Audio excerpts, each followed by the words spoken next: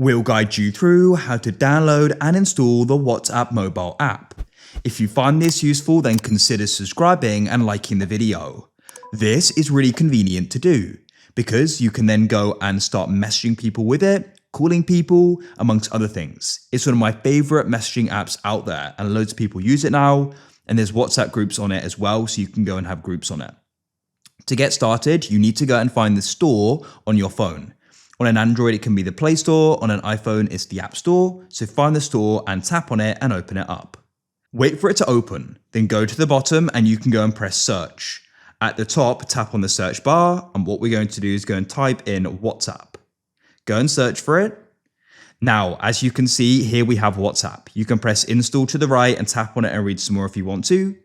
Now go and wait for it to go and download. You can go and see the process here. It shouldn't go and take too long. As you can see, it's now installing. Keep waiting. And it's now installed. So you can open it there, or alternatively come out of here and you can go and swipe up, swipe across until you go and find it. You can tap and hold your finger on it and we can go and add it to the home so we can easily access it. Then you can tap on it to go and open it up.